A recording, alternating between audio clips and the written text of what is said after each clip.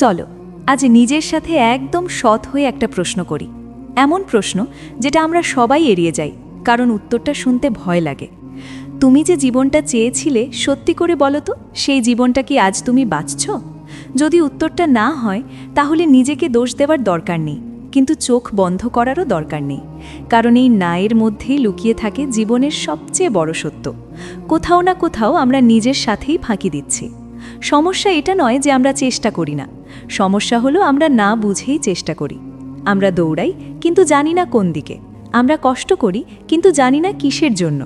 আর সবচেয়ে ভয়ঙ্কর কথা হলো, আমাদের মধ্যে অর্ধেক মানুষই জানে না সে আসলে কি চায়, নিজের পছন্দ কি, নিজের স্বপ্ন কি, নিজের লক্ষ্য কি। এই প্রশ্নগুলোর উত্তর ছাড়া কেউ কখনো ঠিক জায়গায় পৌঁছাতে পারে না। তাই জীবনের প্রথম কাজ হলো নিজের সাথে বসে এই প্রশ্নটার উত্তর খোঁজা, আমি আসলে কি চাই। আর এই উত্তর পাওয়ার পরেই আসে দ্বিতীয় আরও কঠিন প্রশ্ন, আমি কি সেটা পাওয়ার জন্য কষ্ট নিতে রাজি? আমি কি আরামের কিছু অংশ ছেড়ে দিতে রাজি? কারণ বাস্তবতা খুব পরিষ্কার, এই পৃথিবীতে কিছু পেতে গেলে কিছু হারাতেই হয়। দ্রুত সফল হতে চায়, কিন্তু দ্রুত পেতে গেলে অনেক আনন্দকে হত্যা করতে হয়।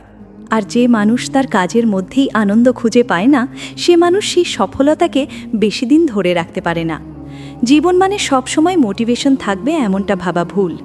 এমন দিন আসবে যখন মন চাইবে না, শরীর সায় দেবে না, নিজের সাথে নিজের লড়াই করতে হবে। আর এই দিনগুলোই মানুষকে দায়িত্ববান বানায়, শক্ত বানায়। একটা কথা খুব ভালো করে মনে রেখো, যার ভেতরে জেদ আছে, যার ভেতরে খিদে আছে, আর সেই খিদে যদি সত্যি হয়, তাহলে তাকে কেউ থামাতে পারে না। শুধু ট্যালেন্ট যথেষ্ট নয়, শুধু স্বপ্ন যথেষ্ট নয়। এই পৃথিবীতে প্রতিভাবান মানুষের অভাব নেই, কিন্তু প্রতিভার সাথে যদি পরিশ্রম না থাকে, তাহলে সেই প্রতিভা ধীরে ধীরে নষ্ট হয়ে যায়। যে কোনো ইন্ডাস্ট্রিতে তাকাও, যে কোনো খেলাধুলায় দেখো, শেষ পর্যন্ত টিকে থাকে সেই মানুষটাই যে পরিশ্রম করতে জানে।